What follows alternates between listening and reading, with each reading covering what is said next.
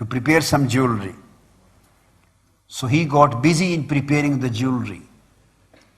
And physician suggested the king, the Ruh, I want that this goldsmith and this handmaiden, this lady, they should get married. They should live together for some time. That's why up now Maulana Rumi, after breaking the sequence of his story, he brought many verses praising the Shuyukh Kamil, Sheikh Kamil, so that he may establish the great trust in him. Because as the part of his treatment, he was going to suggest him that you should give your beloved in the marriage of the goldsmith. Can a lover be ready to marry his beloved to somebody else? So this was a very, very strong and difficult decision. So that's why Maulana Rumi has mentioned that if you develop your full trust and full confidence in Sheikh Kamil, then whatever command and order he gives, you will never be disturbed and you will accept there must be some hikmah in it. And you will sacrifice your own thoughts. This was the point. That's why Maulana Rumi brought many verses which I have left. He said the wali sees with the nur of Allah. Wali receives the guidance from Almighty Allah. Whatever wali says, behind that is the hikmah given by Almighty Allah. All these things has been said by Maulana Rumi to create a complete trust, a complete confidence in Sheikh Kamil. So that what the people do, if Sheikh Kamil advises them something according to their wish, according to their standards, according to their likings, according to their preferences, then they are happy with his decision and they accept his advice. And if Sheikh advises something against their wish, then they become upset and they start criticizing the Sheikh. They start criticizing the decision of Sheikh. They start criticizing the hikmah of the decision of Sheikh. Why? Because he said and advised something which is not suitable to the wishes of their nafs, which does not suit to the wishes of their nafs. So Maulana Rumi quoted here, explained here the position of Sheikh, so that you may develop your complete confidence and trust and faith in Sheikh Kamil, that when time comes, that he advises you in order to treat you, in order to cure you, in order to bring you out of the ambit of the evils of the nafs. And he wants to bring you out of the damaging evils of nafs. He wants to bring you out of the lust of this world. He wants to bring you out of the strong clutches of your nafs, the nafs which has made you imprisoned, which have a complete control on you, on your heart, on your mind, on your intellect, on your likings, on your thinking. Everything has become slave of your nafs. And your Shaykh is saying something against your Lord. Now we have made our nafs as our ilah. We are worshipping our nafs. We are totally under control of our nufus. We are totally disciplined, organized and ordered and commanded by the rule of nafs. And we are functioning in all of our lives, in each and every aspect, in each and every direction. Whatever nafs wants, we are just slave and we work according to his wish. If Shaykh advises something which pleases your nafs, you would be happy with him. If he advises something which is not a matter of pleasure for your nafs will become arrogant, will become disobedient. And his disobedience will make you arrogant, will make you disobedient. Here lies the link and relationship between the story and this subject. So the Tabib Kamil, Sheikh Kamil suggested him that I suggest you that since he will be staying here, their link shouldn't be an illicit link. they should get married. They should live together. So the king, since he had developed a complete faith and a complete confidence in him, so accepted his advice. And the goldsmith was married with that girl, the beloved of the Ruh, the beloved of the king. He was married. What happened then? When they started living together, the goldsmith prepared a certain syrup.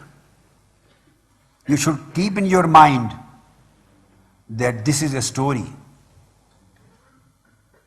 Imam Hazrat Maulana Rum wants to explain something to you in a metaphorical language, in a figurative language, and take it similar to the story of Sayyidina Musa and Khidr. Sayyidina Musa alayhi salam and Sayyidina Khidr alayhi salam. That he performed certain acts which even Sayyidina Musa alayhi salam couldn't understand at that time. And he had to explain them later.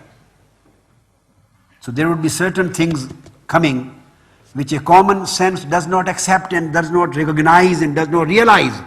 But keep in your mind, this is a metaphorical thing. He wants to give you a lesson. So Maulana Rum says that physician, the Shaykh Kamil, prepared a syrup, a medicine, a syrup, apparently which was sweet. And he started giving him, the goldsmith. And in fact, that was a poison. He provided the company, he provided the nafs with the company of dunya, the company of zar, the company of goldsmith, the company of his love.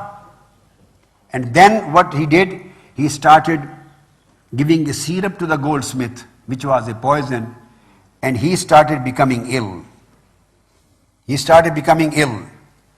And here Maulana Rum again quotes that don't be upset with this, that he started, why did he start giving him poison?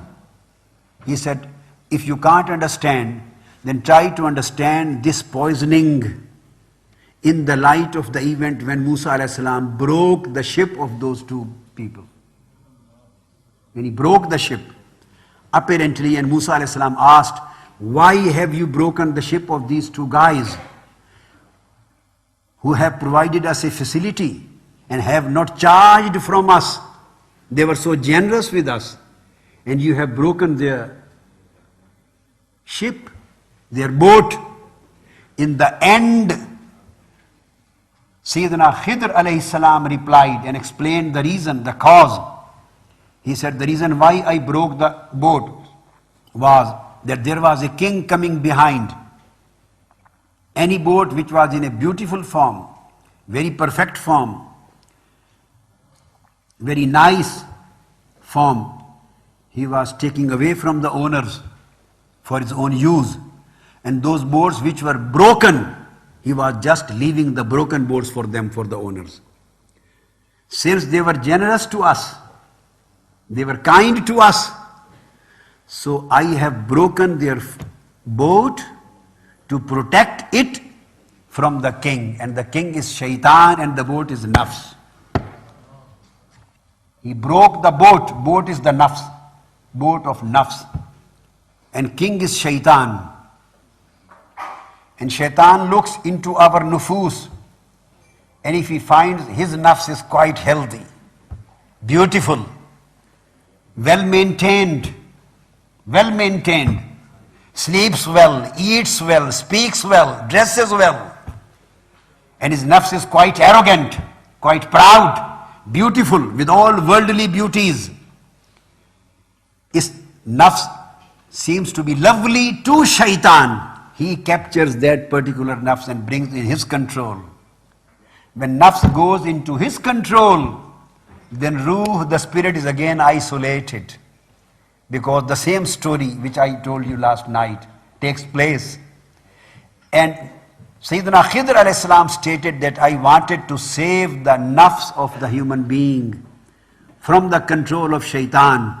And only those nufus will be saved and protected which are broken. Which are broken. And the nafs which is broken is chosen by Almighty Allah. And the nafs which is very beautiful would be chosen by shaitan.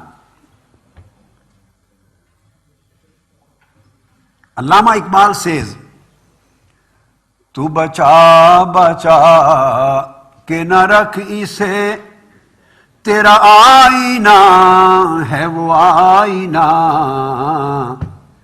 कि शिकस्ता हो तो अजीज तर है निगाह आईना साज में.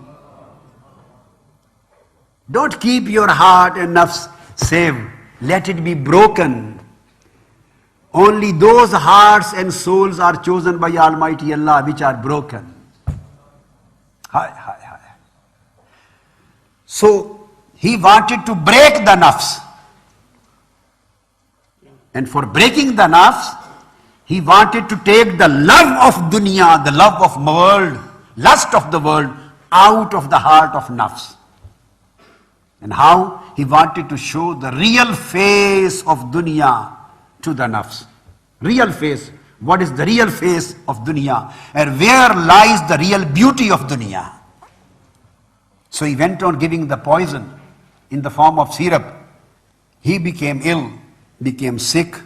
And when he became ill and sick, here Maulana Rumi says, and every day the lady, his wife now, used to take food to his room. And they used to sit together and talk together. And because of some problem in his health, bad stomach, what happened? His color was gone away. The red color, beautiful color on his face went away. His eyes were not those eyes which attracted that lady. His face was not that face. His beauty was not that beauty. He became ill. He became black. He became pale. And he lost all of his beauty. Lost all of his beauty. And here Maulana Rumi again repeats that, oh my sons, why you love those things whose beauty is not permanent? Try to love those whose beauties are permanent and everlasting and ever and not ending, endless beauty. A day came when that lady brought food for him. And when she saw him, she was always, when she used to come, she always used to talk with him for a long time, used to sit with her. That day came, she brought the food. And that lady saw her. Gradually, as he was becoming ill and sick and he was losing the beauty, gradually, day by day, she was getting rid of his love. The more he was losing his beauty, the more she was getting rid of his love. And the day came when she brought the food, she just put the food there and she didn't bother to look at him. He had become so ugly. He had become so ugly that she didn't look at her. And finally, he died. When the whole love of that world, dunya, was taken away from the soul, rather she started hating him. She started hating sitting with him, hating talking with him, hating looking at him. When she didn't love him and she didn't like him at all, after that, that world, the symbol, Zargar, the symbol of world, he was put to death. And since the love had gone away from the soul's heart, so she came back towards Ruh. So when the nafs got rid of the love of dunya, now there was no other attraction left for nafs.